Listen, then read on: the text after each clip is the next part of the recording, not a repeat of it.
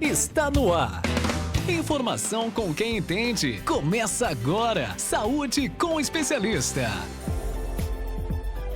Oi, de volta, 14 horas e 3 minutos e eu já estou com ela aqui no nosso estúdio, a nossa nutricionista Edi Oliveira, e a gente vai falar hoje sobre a doença celíaca. Edi, bom, eu já começo te perguntando o que é a doença celíaca e como ela afeta o organismo. Primeiro, boa tarde, Boa né? tarde, seja bem-vinda novamente. Obrigada, amor. Então, a doença celíaca, ela é a primeira coisa, ela é uma doença autoimune, né? Onde a gente tem os nossos anticorpos, né? Trabalhando, a gente diz, desfavorável a nós, né? Quando a gente consome o glúten. O glúten faz essa produção acelerada, né? Desses anticorpos, né? E causa várias, vamos pensar assim, várias condições. Por exemplo, quando é que pode acontecer? Primeiro, ela ataca o nosso intestino delgado. E aí, a gente tem problema de absorção nutricional, né? De tudo que a gente consome, né? Também ela pode ter fadiga, cansaço,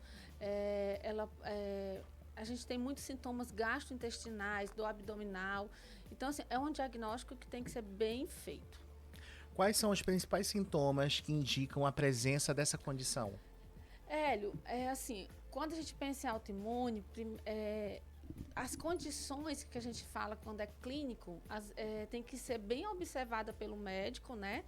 E fazer exames para identificar mesmo se é uma doença autoimune. Mas, assim, ela é muito associada... Às vezes a pessoa não pode nem imaginar que é celíaco porque acha que tem um cansaço exagerado no corpo. Tem uma perda de peso também. Problema de prurido na pele, tá certo? E aí a gente precisa de um diagnóstico. Olha, a gente vai começar então com as perguntas que a gente fez ontem, né, para os nossos ouvintes maravilhosos que me ajudam a fazer o Doutor Me Consulta. E aí a gente fala com a primeira, é a Day Almeida. Ela pergunta assim: doutora, qual a diferença entre alergia e intolerância ao glúten? A intolerância, vamos pensar assim, a intolerância, ela não suporta uma certa quantidade de glúten. Por exemplo, vamos pensar numa pessoa que ela consome glúten de manhã, à tarde e à noite. Então, ela consome pão de manhã, macarrão de manhã, entendeu? E aí, ela começa a sentir muitos sintomas. Então, isso aí a gente fala de intolerância, que a gente consegue, vamos reduzir essa intolerância fazendo uma dieta, controlando essa quantidade de glúten na dieta, né? A alergia, ela está mais relacionada, vamos pensar assim, não existe alergia ao glúten, né? Existe intolerância, existe a doença celíaca e existe, por exemplo, o que a gente chama sensibilidade ao glúten. Não existe a alergia. Mas a alergia, ela é uma coisa daquela composição. Por exemplo, alergia à proteína do leite. Então, ali é uma alergia, que é uma proteína que causa algum desconforto, algum problema ali quando você está consumindo leite, que é geralmente comum em criança, né, que fala em APLV. Mas no glúten a gente tem essas três situações: intolerância, doença celíaca e insensibilidade ao glúten. Olha, mesclando com as perguntas, ajuda aqui, Lucas, libera aqui para mim, por favor. Tem mais perguntas também que os nossos ouvintes fizeram. Deixa eu dar uma olhadinha aqui.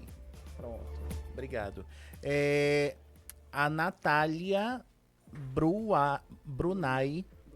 Brunai, ela pergunta: é possível deixar de ser intolerante ao glúten?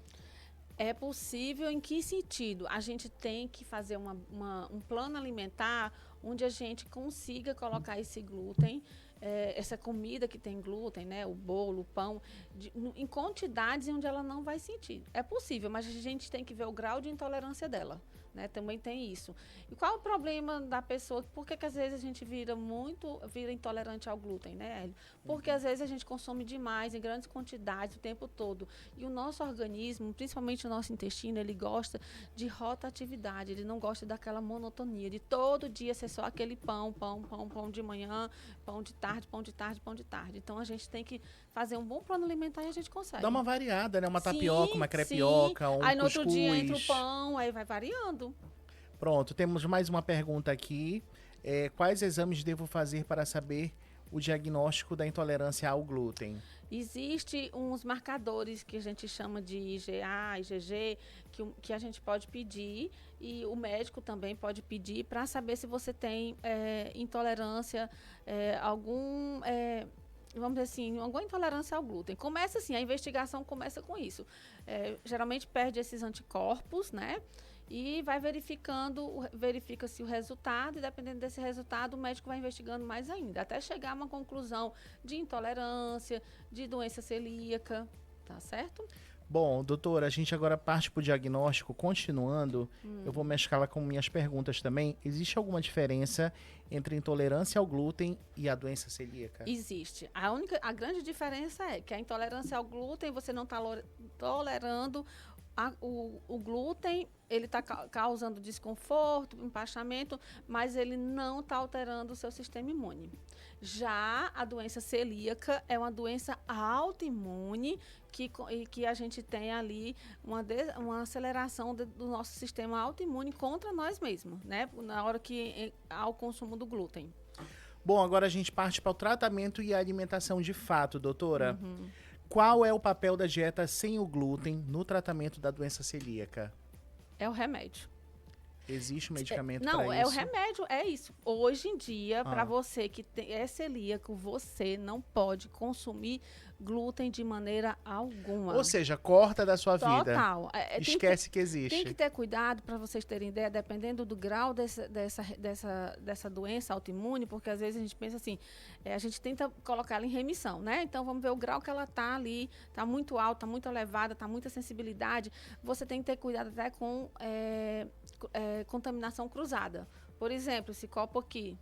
Se tiver, você é celíaco e eu coloquei aqui alguma coisa que tenha glúten, mesmo eu lavando, e tem que ter cuidado para lavar esse copo, porque não eu posso ter isso. É desse jeito? É desse jeito. Quando é doença celíaca, hoje o tratamento é fazer uma boa dieta, né, cuidar dos sintomas que está ocasionando ali aquela doença e se cuidar. E é totalmente tirar glúten mesmo.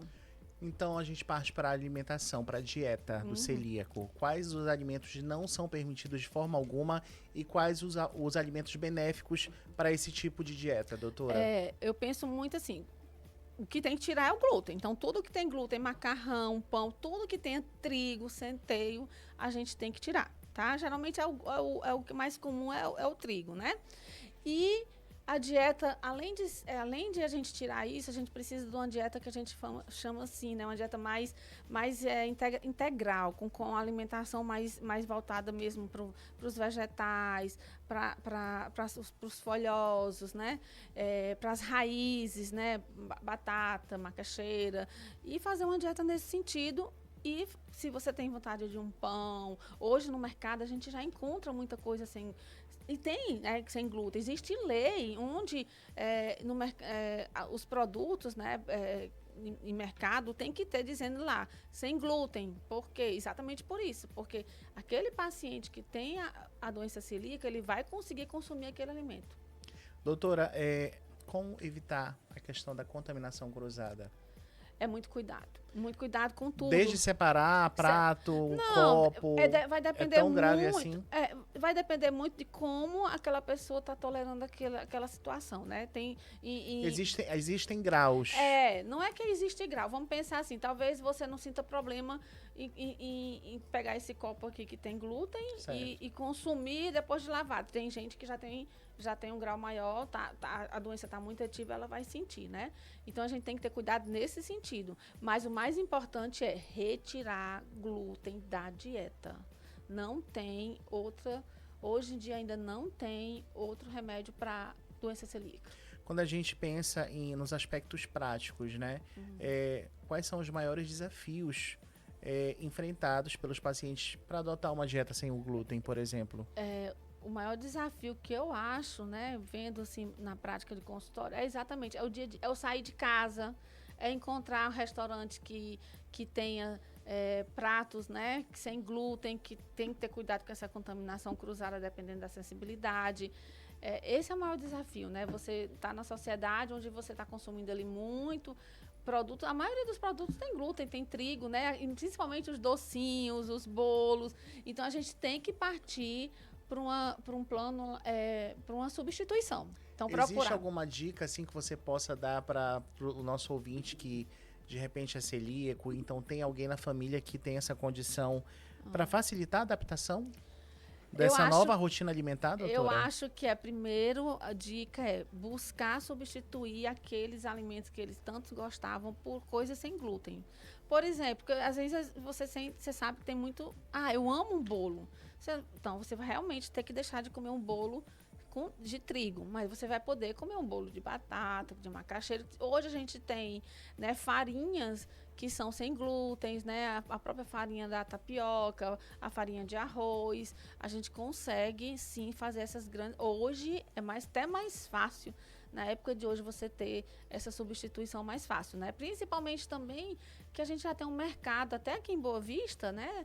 De produtos, de pessoas vendendo, fabricando em casa coisas artesanais sem glúten. Isso é bem legal também. Muito legal. Doutora, a Gabriela pergunta qual alimento é o pior inimigo da dieta de um intolerante? De um intolerante ao glúten? Sim. É tudo que tem trigo, né? Então, você vai pensar num pão, no macarrão, no bolo, porque o glúten, ele é uma proteína do trigo, né? Do centeio. Então, ela tá nesses produtos. Né? Então, o pior alimento é aquele que tem o glúten, e se ela é só intolerante, ela tem que controlar essa quantidade, para ver até onde ela tolera. Olha, conheço uma senhora que descobriu a intolerante ao glúten e a intolerante ao glúten desde os 72 anos. É comum, ela teve intolerância ao glúten já nessa idade. É, sim. Porque já idosa, né? Já idosa, sim, porque você tem uma baixa das enzimas da amilase que faz essa quebra também das proteínas, né? Então, nessa idade, a gente tem essa baixa de proteína, então ou de enzimas, então pode ser sim. Porque a intolerância, você vai consumindo aquele glúten, né? Aquela comida com... vamos dizer assim, muito intensamente durante a sua vida e não cuida dessa parte da gastrointestinal, do intestino, e aí as enzimas vão diminuindo, e aí você não tem essa quebra, né, desse glúten de maneira, né, mais fácil, em grande quantidade, vai diminuindo. Olha, eu tô aqui com a nutricionista Edi Oliveira, são 14 horas e 16 minutos. Eu convido você, nosso ouvinte aqui da Monte Roraima, para fazer sua pergunta também. Faça aqui como os ouvintes do Instagram que participaram em peso aqui, fizeram várias perguntas para a nossa nutricionista. Eu vou para um breve intervalo, mas eu quero deixar nosso WhatsApp aí para você fazer a sua pergunta, tá bom? É o 991541079. Se preferir, tem o nosso fixo também, que é o 36244590. A nutricionista Edi Oliveira vai ter o maior prazer em poder responder as perguntas. Ela está aqui semanalmente com a gente e você já pode, inclusive, sugerir temas para a gente poder falar aqui no Doutor Me Consulta. Eu já volto, não sai daí, é bem rapidinho.